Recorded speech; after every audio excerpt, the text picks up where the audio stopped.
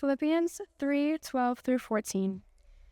Not that I have already obtained all this, or have already arrived at my goal, but I press on to take hold of that for which Christ Jesus took hold of me.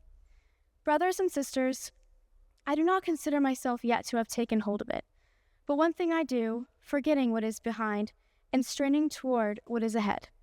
I press on toward the goal to win the prize for which God has called me heavenward in Christ Jesus. May the Lord bless the reading and the hearing of his word.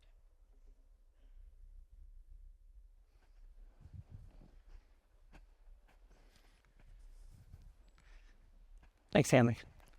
And I just want to say a special word of thanks to all the teachers in the room. My mom's a teacher, an educator, and as you begin a new school year, I know there can be a lot of excitement and a long journey ahead. I just want to say we're thankful as a church for what you do, and any way we can support and partner with you in the year ahead, we are here. And parents, thank you for all you do too. A lot of my message actually is going to relate to you guys. So today we're back to school, and I want to take you back to my first year of seminary and a basic skill that I learned that is one of my favorite things, which is word studies in Greek.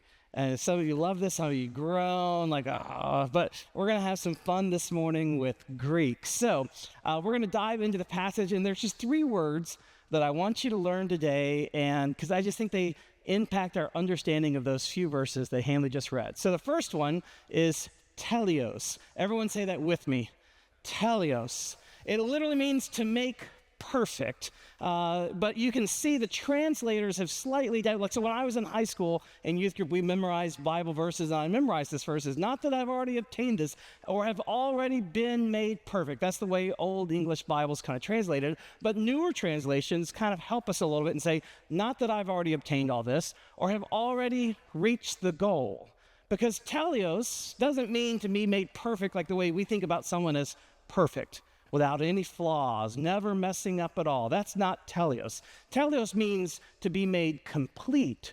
It comes from the other Greek word telos, which means a telos, a goal, an end that we're shooting for. So teleos means to arrive at the goal, to reach completion, right?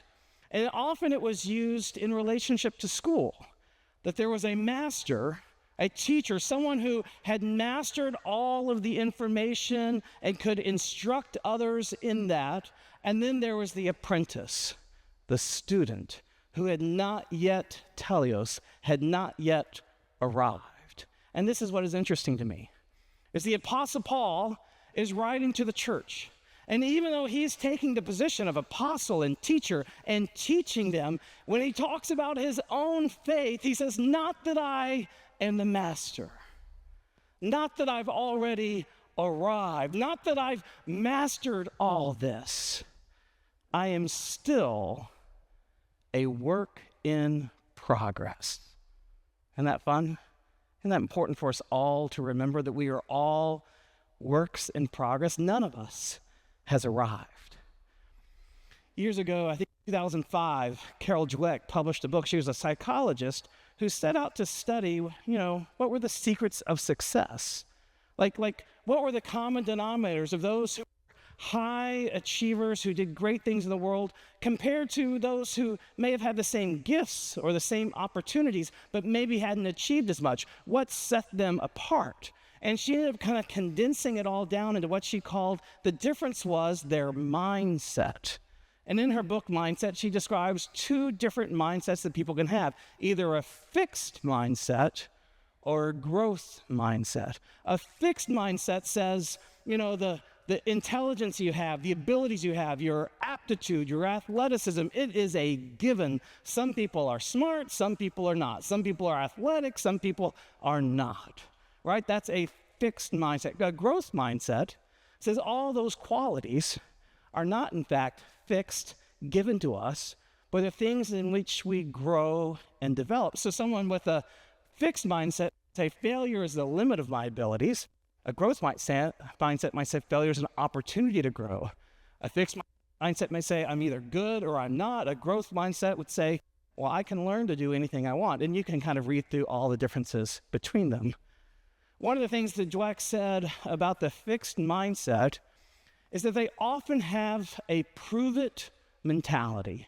Whenever they come up against a challenge, whenever they come against, a big project, they always feel internally they have to prove themselves. Here's what she writes in her book. She says, I've seen so many people with this one consuming goal of proving themselves in the classroom, in their careers, in their relationships. Every situation calls for a confirmation of their intelligence, personality, or character. Every situation is evaluated. Will I succeed or fail? Will I look dumb or smart? Will I be accepted or rejected? Will I feel like a winner or a loser? That's fixed mindset. And then she says, in contrast, there is a growth mindset that other people can take. She says, there's another mindset in which these traits are not simply a hand you're dealt and have to live with, always trying to convince yourselves and others that you have a royal flush when really you're holding a pair of tens. In this mindset, the hand you're dealt is just the starting point for development. This growth mindset is based on the belief that your basic qualities are things you can cultivate through your effort. Isn't that wonderful? Now here's the challenge. Sometimes we read this and we say, well, wait a second. Maybe I have a fixed mindset. Maybe I'm trying to pass off my pair of tens as a royal flush. What if I start thinking that I always have to prove myself? Does that mean I'm locked into a fixed mindset that I'll never achieve? Like, if you go back to that slide, or go to the next slide with the, those, if you say all this stuff on the right, let me just say, first off, we all do it sometimes. It's not like a, black, white, either or. We're all somewhere in between, and sometimes we fall into a fixed mindset. And the beautiful thing about Carol Dweck's work is she says the fixed mindset is not in the end fixed. It's something that a growth mindset can be developed. It all depends on what we say to ourselves when we encounter challenges. So since my kids were young, I feel like, when they first started getting old enough that the test became big. And whenever I was driving them to school and they had a big test for the day, I can look at my kids in the back. They know exactly what to say. Whenever I could sense the anxiety and stress, I would say the exact same thing to them. If they had a microphone right now, they could say it by my son's doing thumbs down. So I would say to them, a test is just an opportunity to learn and grow. And I would do it in that kind of sing-song. Hey guys, no worries. It's just an opportunity to learn and grow. And my kids hate it when I say that. Because they say, Dad, you're so wrong. That's not what a test is. You don't learn and grow in a test. A test is to measure what you know. We're going to get a grade. And that grade will tell us what we know. And that grade will impact our future. It will determine what college we get to. That's why we're stressed. To which I would say, sure. The test is measuring your knowledge, but it can't define you. It can't measure who you are unless you let it. It's an opportunity still to learn and grow. It's just a matter of what you tell yourself. So one of the neat things about Zionsville Community Schools, I don't know if all schools nowadays do this, but I saw it with my kids, is when they mess up and fail on a test, guess what? They get to do a retake. And when I first found out there were these things called retakes, I thought that was some weak sauce. Come on.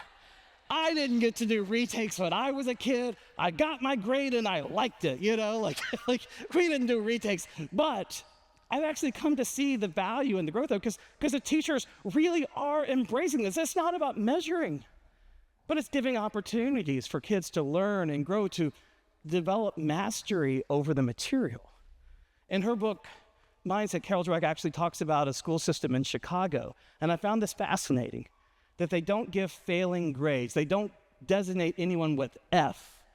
Instead, they use the designation NY, not yet. She writes about it. She says, if you failing grade, you think I'm nothing, I'm nowhere. But if you get the grade, not yet, you understand that you're on a learning curve. It gives you a path into the future. An F can feel tragic, catastrophic. From the fixed mindset perspective, your intelligence has been up for review, for judgment, and it failed. But instead of luxuriating and the power of yet. We're gripped in the tyranny of now. Wow, I thought that was a great sentence.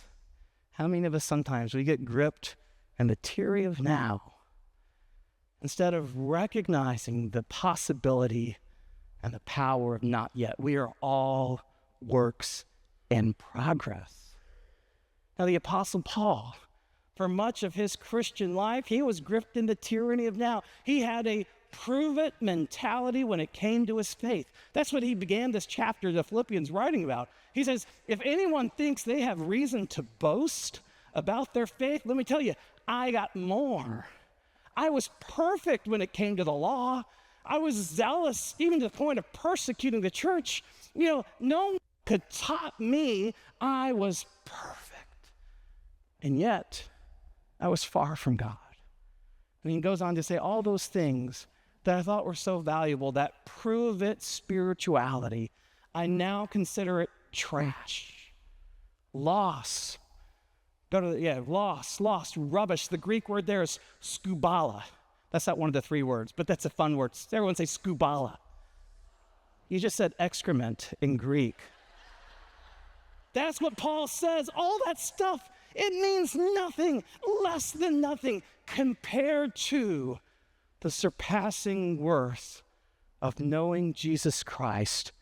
And he says, for his sake, I have suffered the loss of all things. He says, I want to know Christ and be found in him. This is the Apostle Paul speaking. The guy who wrote half the New Testament, the guy who planted churches throughout the Roman Empire, he's saying, I haven't arrived yet. I want to know Christ and be found in him.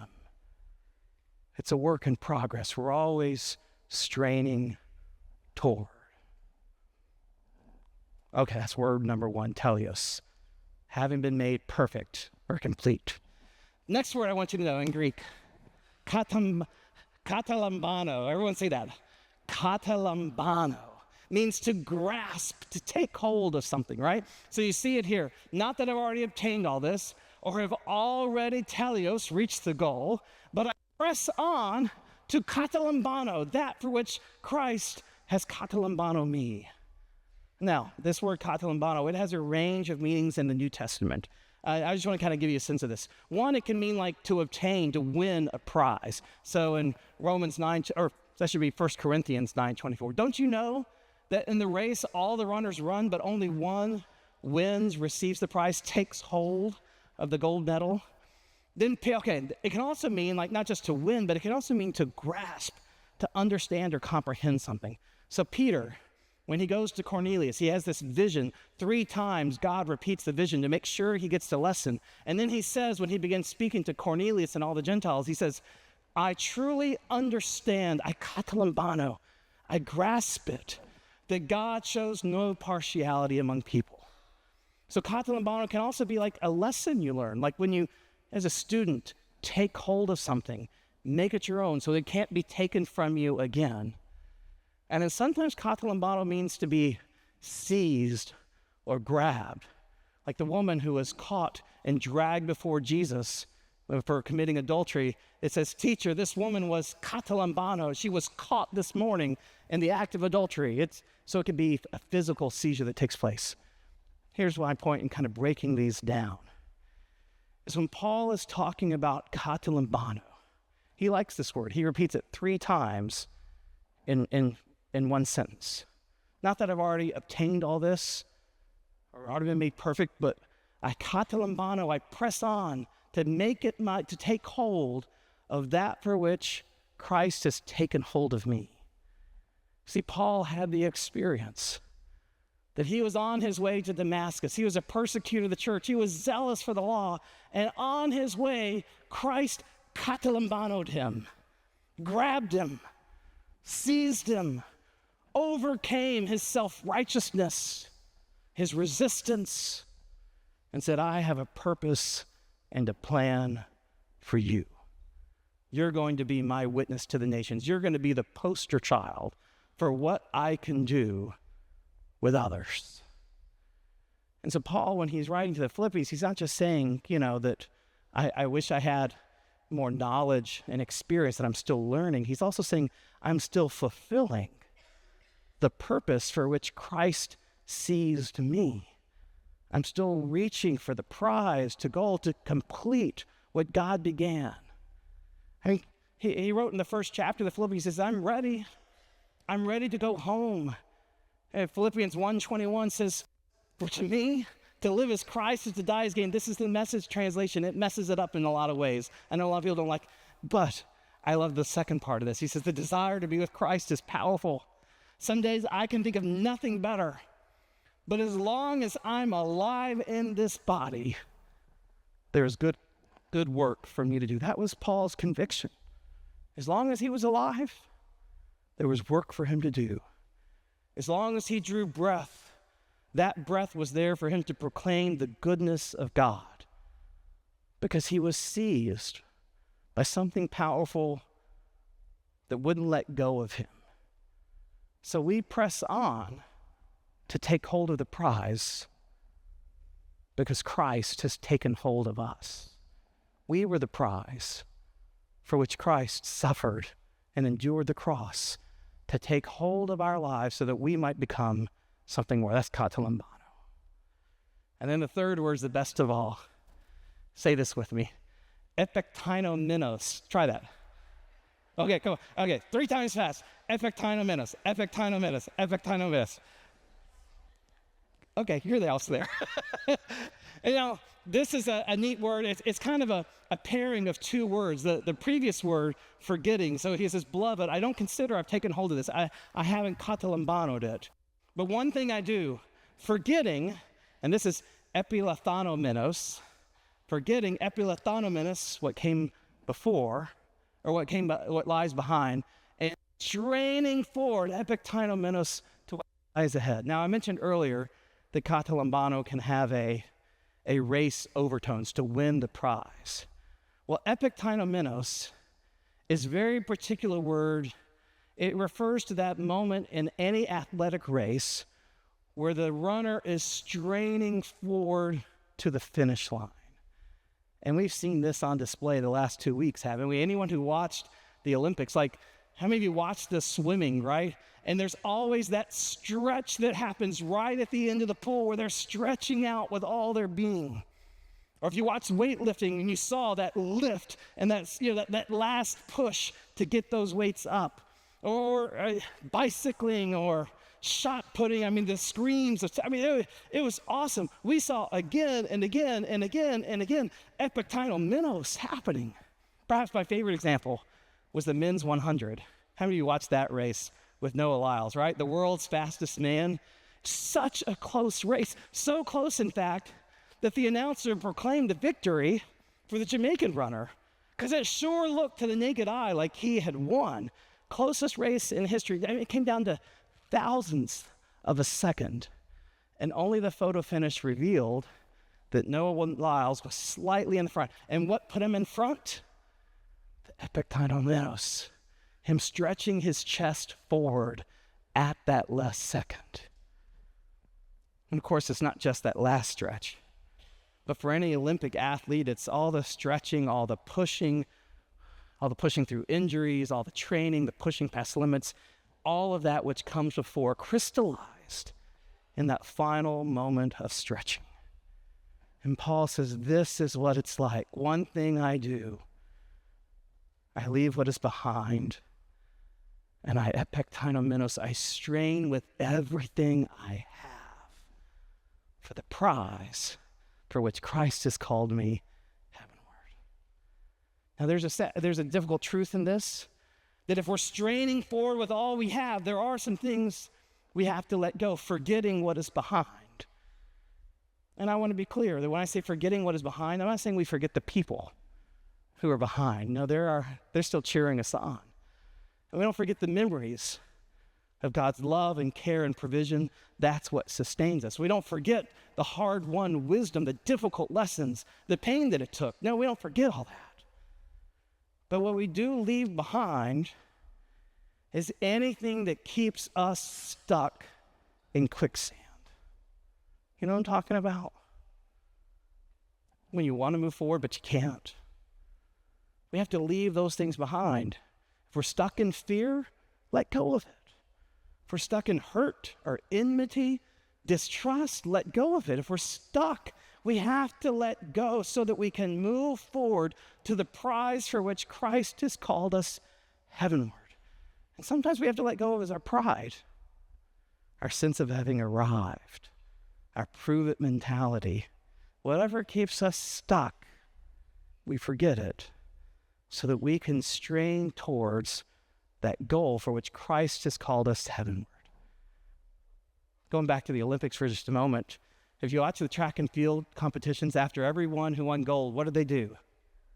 They rang that bell, right?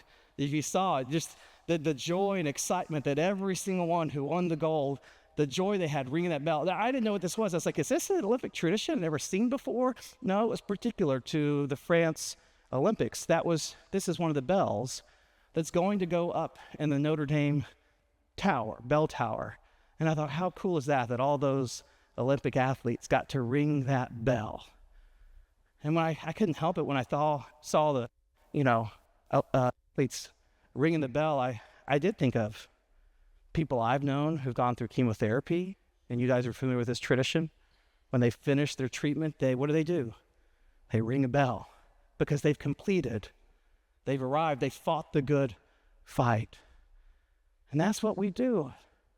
We keep on straining, we keep on pushing forward for the upward call, the prize which Christ Jesus has promised.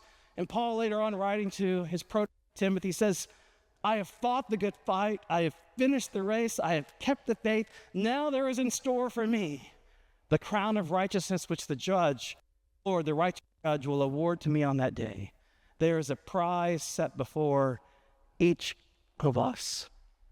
And we are called to keep pushing, to keep straining forward so that we might ring the bell someday. Now I speak on this morning on an auspicious occasion in my own life, because tomorrow morning I'm driving my daughter to Iowa.